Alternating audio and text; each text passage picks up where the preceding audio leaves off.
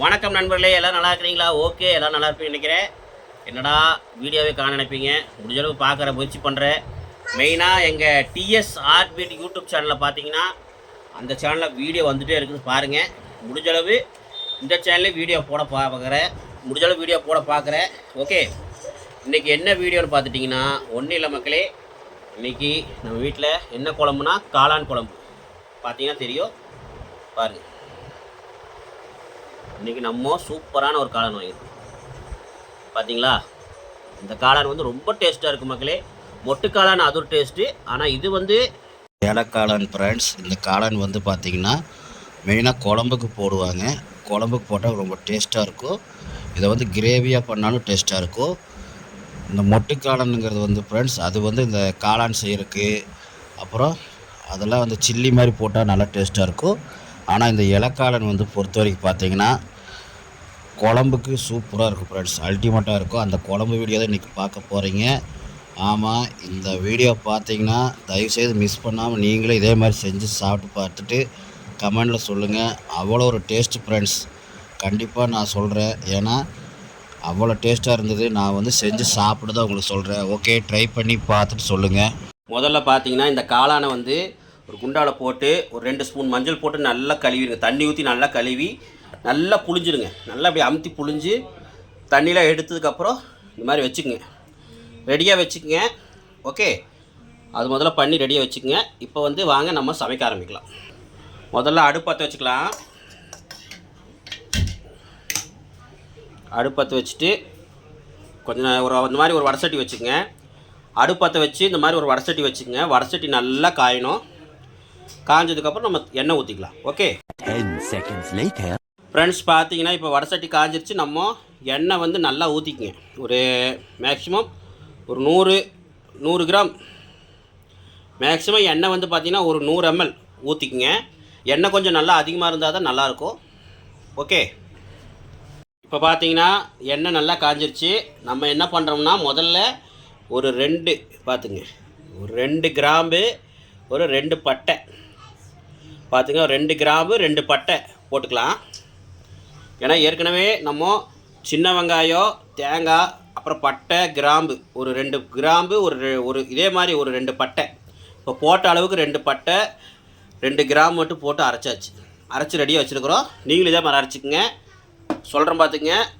ஒரு அரை மூடி தேங்காய் பார்த்தீங்கன்னா, ஒரு அரை மூடி தேங்காய், அப்புறம் சின்ன வெங்காயம் ஒரு 1/4 கிலோ கூட வேண்டாம், ஒரு 150 கிராம் போட்டுங்க. சின்ன வெங்காயம் ஒரு 150 கிராமு, அப்புறம் 2 பட்டை, ஒரு சின்ன இந்த சைஸுக்கு ஒரு பட்டை, அப்புறம் 2 கிராம் போட்டு மிக்சியில் அரைச்சி பாருங்கள் ரெடியாக வச்சுக்கோங்க. பார்த்திங்கன்னா சொன்ன அளவுக்கு தகுந்த மாதிரி அரைச்சி வச்சுக்கோங்க. இது ரெடியாக வச்சுக்கோங்க. அப்புறம் காளான் சொன்ன மாதிரி கழுவி நீட்டாக வச்சுக்கோங்க. இப்போ எண்ணெய் காஞ்சிருச்சு. நம்ம மறுபடியும் இந்த அளவுக்கு ஒரு பட்டையுமே ஒரு 2 கிராம் போட்டாச்சு. இது நல்லா சூடாகும்போது நம்ம என்ன பண்ணுறோம்னா நம்ம இந்த பெரிய வெங்காயத்தை போட்டுக்கலாம். ஓகே, நான் பெரிய வெங்காயத்து கூட ஒரு 2 கொத்து கருவேப்பிலையை போட்டு இப்போ இது நல்லா வணக்கலாம். இப்போ இது நல்லா வணக்குங்க.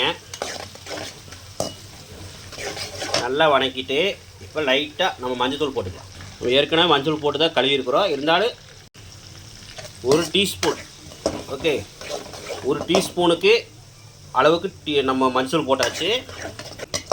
பார்த்திங்கன்னா நல்லா வணக்கிக்கலாம். அது கூட நம்ம வெட்டி வச்ச இந்த தக்காளி 2 தக்காளி போட்டுக்கலாம். தக்காளி வந்து மேக்ஸிமம் 2 தக்காளி தான் போடணும், அதுக்கு மேலே போடக்கூடாது. ஏன்னா தக்காளி ரொம்ப போட்டாலும் இனிப்பாயிரும், வெங்காயம் ரொம்ப போட்டாலும் இனிப்பாயிரும். நம்ம வந்து ஒரு 150 100 தான் போட்டிருக்கிறோம். வெங்காயம் ரொம்பலாம் போடல. பெரிய வெங்காயம் சின்ன வெங்காயமாக பார்த்து ஒரு சின்ன வெங்காயம் மட்டும் நல்லா நறுக்கி போட்டிருக்கிறோம். ஏன்னா தாளிப்புக்காக போட்டிருக்கிறோம். வெங்காயமும் தக்காளி ரொம்ப போட்டோம்னா நம்மளுக்கு குழம்பு வந்து இனிப்பாயிரும். பார்த்துட்டு ஒரு 2 தக்காளி தான் போடணும். நீங்கள் மட்டன் குழம்பாக இருக்கட்டும், அப்புறம் வேறு எந்த குழம்பு வச்சாலுமே தக்காளி வந்து கம்மி பண்ணிக்குங்க. ஏன்னா குழம்பு இனிப்பாயிரும். சிக்கனுக்கு இதுக்கெல்லாம் வந்து தக்காளி போட்டு தான் ஆகணும். ஆனால் மட்டன் குழம்பு, இந்த காளான் குழம்புக்கெலாம் நம்ம தக்காளியெலாம் கம்மி பண்ணிக்கணும். வெங்காயம் கம்மி பண்ணி தான் போடணும். மட்டன் குழம்புக்கு சின்ன வெங்காயம் கொஞ்சம் நிறையா போட்டுக்கலாம், தக்காளி கம்மி பண்ணிக்கலாம். இதெல்லாம் என்னடா எப்படா எனக்கு தெரிஞ்சு நினைப்பீங்க. எல்லாம் எங்கள் அம்மா கூட நின்று எங்கள் அம்மா என்னென்ன செய்கிறாங்களோ அதெல்லாம் கூட நின்று பார்த்தனால இப்போ நான் செய்கிறேன். அம்மா சொல்லி கொடுத்தது தான். போட்டுக்கலாம், போட்டு நல்லா வணக்கிக்கலாம். இப்போ நல்லா வணங்கிருக்குச்சு ஏற்கனவே பார்த்தீங்கன்னா தெரியும். இப்போ நம்ம இந்த அரைச்சி வச்ச வெங்காயம் தேங்காய் இதெல்லாம் அரைச்சி வச்ச அந்த மசாலா வந்து பார்த்திங்கன்னா வெங்காயம் தேங்காய் அரைச்சி வச்ச அந்த தேங்காய் இதெல்லாம் போட்டுக்கலாம். சின்ன வெங்காயம் தேங்காய் அரைச்சி வச்ச அந்த மசாலாவை போட்டுக்கலாம். போட்டு நல்லா ஒரு கலர் கலரிக்கும். என்னடா தேங்காய் முன்னாடியே போட்டு நினைக்காதீங்க, சின்ன வெங்காயம்லாம் போட்டுருக்கனால முன்னாடியே போட்டேன். நீங்கள் சின்ன வெங்காயம் தனியாக அது தனியாக அரைச்சிக்கங்க. ஆனால் சின்ன வெங்காயம் கொஞ்சமாக போட்டு அரையாது மிக்ஸி, அதனால் ரெண்டும் ஒட்டுக்கா போட்டு அரைஞ்சிருக்குது. இது நல்லா கலக்குங்க. ஏன்னா இப்போ நம்ம காளானையும் போட்டுக்கலாம்.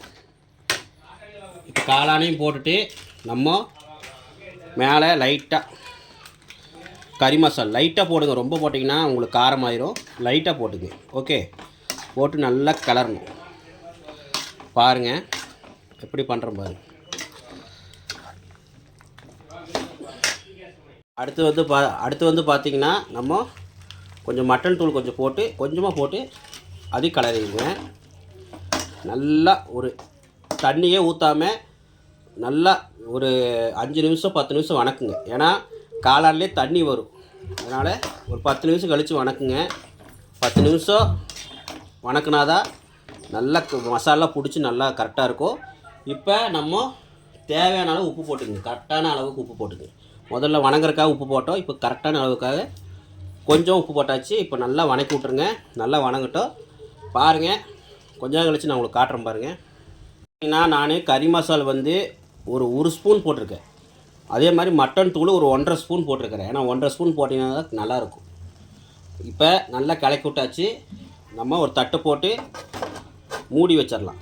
இது வந்து நல்லா ஒரு மீடியமாக தீயை வந்து மீடியமாக வச்சு விட்டிங்கன்னா ஒரு 10 நிமிஷம் கழித்து பாருங்கள், நல்லா வெந்து தண்ணி விடும். அதுக்கப்புறம் நம்ம தண்ணி ஊற்றிக்கலாம்.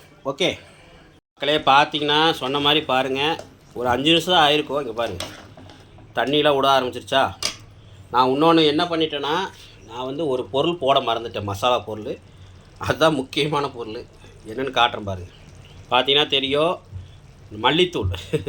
மல்லித்தூள் தான் போடல, வீட்லேயே அரைச்ச மல்லித்தூள். இங்கே பாருங்கள், நீங்கள் வந்து 2 ஸ்பூன் கூட போடலாம், தப்பே கிடையாது. ஏன்னா அவ்வளோ டேஸ்ட்டாக இருக்கும். நம்ம கருவேப்பிலையெல்லாம் போட்டு அரைச்சிருக்கனால இன்னும் நல்லா டேஸ்ட்டாக இருக்கும். ஓகே, நீங்களும் மறக்காமல் போட்டுருங்க. நான் மறந்துட்டேன், நல்ல வேலை மறக்காத நல்லது தான். ஏன்னா மக்களுக்கு வந்து கரெக்டாக சொல்லணும், ஒரு வீடியோனால் கரெக்டாக சொல்லணும். அதனால தான் போட்டு ஒரு மிக்ஸ் பண்ணிக்கணும். மிக்ஸ் பண்ணி ஓரளவு மீடியமாக வச்சுட்டு நல்லா வணங்கணும். இந்த பச்சை வாசமெல்லாம் போகணும், அது வரைக்கும் நல்லா வணக்கணும். இப்போ நம்ம தண்ணி ஊற்றிக்கலாம். தண்ணி ஊற்றி நல்லா கொதிக்க வச்சோம்னா நல்லா கொதிச்சு வந்தால் நம்மளுக்கு சூப்பரான மட்டன் குழம்புங்கிற மாதிரியே ஒரு சூப்பரான காளான் குழம்பு ரெடி ஆயிரும். ஓகே, இப்போ நம்ம தண்ணி ஊற்றிக்கலாம். நம்ம அந்த தேங்காய் அரைச்சி வச்சுருந்த அந்த குண்டாவை வந்து தண்ணி ஊற்றி நல்லா அலாசி ஊற்றிக்குங்க. ஊற்றி நல்லா கிளறிடுங்க. உங்களுக்கு குழம்பு வந்து மேக்ஸிமம் ஓரளவு மீடியமாக இருக்கிற மாதிரி, ரொம்ப தண்ணியாக இருக்கக்கூடாது, ரொம்ப கெட்டியாக இருக்கக்கூடாது. ஓரளவு மீடியமாக இருக்கிற மாதிரி இருந்தால் நல்லாயிருக்கும். ரொம்ப தண்ணியாக இருந்தாலும் நம்மளுக்கு நல்லா இருக்காது. இன்னும் கொஞ்சம் தண்ணி ஊற்றிக்கலாம். பாருங்கள், இதே மாதிரி இன்னொரு குண்டாவில் தண்ணி ஊற்றிக்கிறோம். போதும். இப்போ வந்து நல்லா கிளறி விட்டு மூடி வச்சிட்டிங்கன்னா நல்லா பார்த்தீங்கன்னா ஒரு 1/4 மணி நேரம் நல்லா கொதிக்கணும் மக்களே. தீயை வந்து மீடியமாக வச்சுக்கணும், ரொம்ப ஸ்பீடாகக்கூடாது. கொதிக்கிறதுக்கு முன்னாடி நம்ம கடைசியாக ஒரு மசாலா போடணும். அது என்ன மசாலான்னு பார்த்துக்கணும் மக்களே. கடைசியாக லைட்டாக பெப்பர் தூள் தூவி விட்டால் சூப்பராக இருக்கும். சும்மா ஒரு 1/2 ஸ்பூனுக்கு பெப்பர் தூவி விட்டால் உங்களுக்கு நல்லாயிருக்கும். ஏன்னா காளான் வந்து கொஞ்சம் வாசமாக இருக்கும், கவுச்சி வாசமாட்டு அடிக்கும். அதுக்கு நம்ம லைட்டாக பெப்பர் தூள் தூவிட்டால் நல்லாயிருக்கும். நம்மகிட்ட பரவாயில்ல, அப்படியே நம்ம செஞ்சுக்கலாம். இப்போ வந்து பார்த்திங்கன்னா தேவைன்னா போட்டுக்கு பெப்பர் தூள், உங்களுக்கு தேவைப்பட்டால் போட்டுக்கு. அடுத்து வந்து பார்த்திங்கன்னா நம்ம என்ன பண்ண போகிறோன்னா, உப்புலாம் கரெக்டாக பார்த்துட்டு கொதிக்க விட்டுறலாம். தட்டை போட்டு மூடி வச்சிடலாம். ஓகே, உப்பு கொஞ்சம் கம்மியாக இருக்குது, உப்பு கொஞ்சம் போட்டுக்கலாம். உப்பு போட்டாச்சு. உப்பு போட்டு நல்லா கிளறி விட்டு உப்பு கரெக்டாக இருந்ததுன்னா ஓகேன்ட்டா, உப்பு கரெக்டாக இருந்துச்சுன்னா நம்ம கிளறி விட்டதுக்கப்புறம் ஒரு தட்டை போட்டு மூடி வச்சுருங்க. கரெக்டாக இருக்குன்னு பார்த்துட்டு நம்ம தட்டை போட்டு மூடி வச்சுக்கலாம். உப்பு மட்டும் கரெக்டாக பார்த்துங்க, ஏன்னா உப்பு கரெக்டாக இருக்கிறதா தான் காளான் உப்பு பிடிக்கும். ஓகே, இப்போ நல்லா ஒரு 10 நிமிஷமாக ஒரு 1/4 மணி நேரம் கொதிக்கிட்டோம். அதுக்கப்புறம் நம்ம எடுத்துக்கலாம். குழம்பு ரெடி ஆகிடும் நம்மளுக்கு. குழம்பு பார்க்கும்போதே உங்களுக்கு பார்த்துருப்பீங்க, காட்டுறேன் பாருங்கள். மட்டன் குழம்பு மாதிரி இருக்கா? சூப்பராக இருக்கும் மக்களே.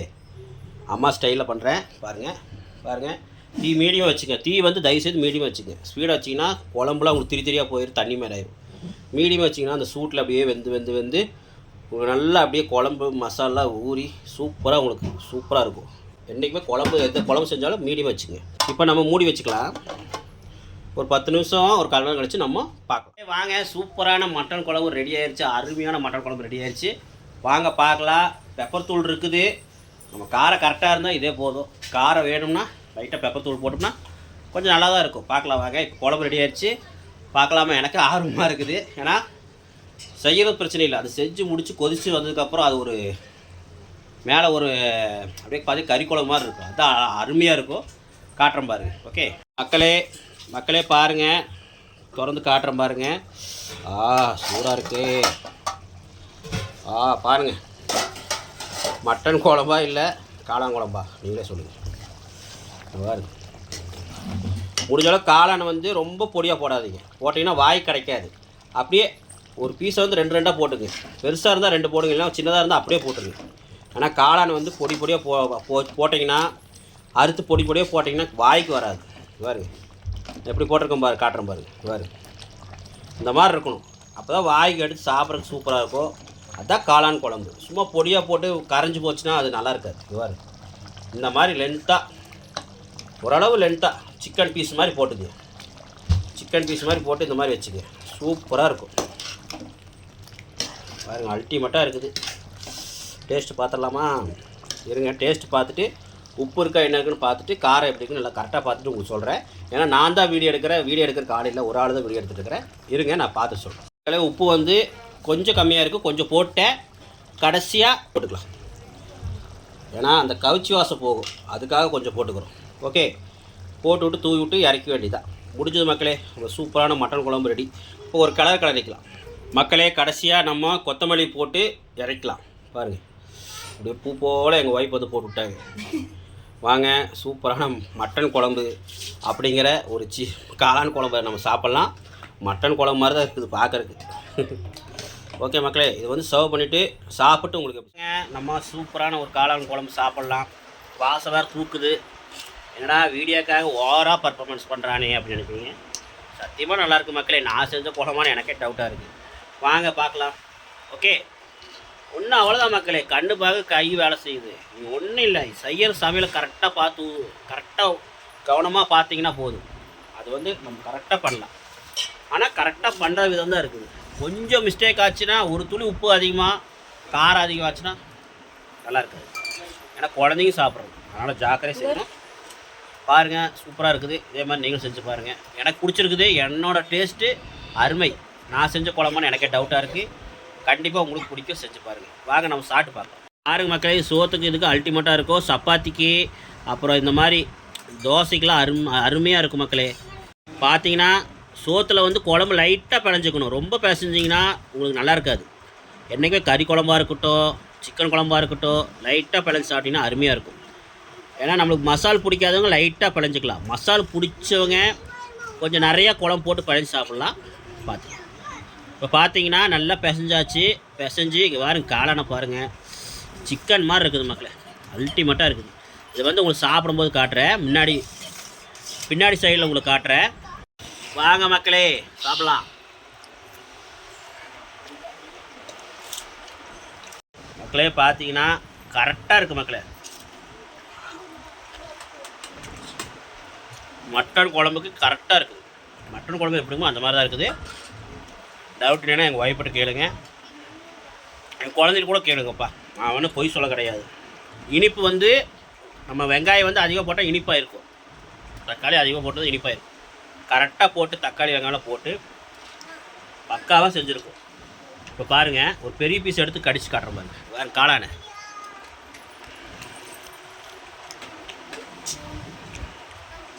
உப்பு மசாலா ஊறி ஆஹா இந்த காளான் டேஸ்ட்டாக இருக்கும் மக்களே. நீங்கள் மொட்டு காளான் கூட கொஞ்சம் டேஸ்ட் இருக்காது. ஆஹா பாருங்க, காளானா சிக்கன் பீஸான்னு தெரில. கடிக்கும்போது சிக்கனோட எலும்பு கடிக்கிற மாதிரி இருக்கு. வாங்க நம்ம ஒய்ஃப்கிட்டையும் கேட்கலாம், நம்ம குழந்தைகிட்டையும் கேட்கலாம். மம்மி எப்படி இருக்குது? செம்மையா இருக்கு. பாருங்க கேட்டுங்க, உண்மை சொல்ல மம்மி, பொய் சொல்லாத. பொரியல்லாம் கிடையாது, உண்மை. என் ஒய்ஃபுக்கு வந்து பார்த்தீங்கன்னா காளானே பிடிக்காது. காளான் குழம்பு தான் சாப்பிடுவாங்க. அது நாங்கள் செஞ்ச குழம்பு சாப்பிடுவாங்க. முதல்ல இதுக்கு முன்னாடி பெங்களூரில் இருக்கிறப்போ சாப்பிட மாட்டாங்க. இங்கே வந்து தான் டேஸ்ட்டு பார்த்து பழகிட்டாங்க. மட்டன் குழம்பா சிக்கன் குழம்பா இருக்குதா எப்படி இருக்குது? மட்டன் குழம்பு மாதிரியே இருக்கு, அவ்வளோ அருமையா இருக்கு. பார்த்துங்க, செம்மையா இருக்கு. நல்லா இருக்குது. காரம்லாம் இனிப்பு பக்கா.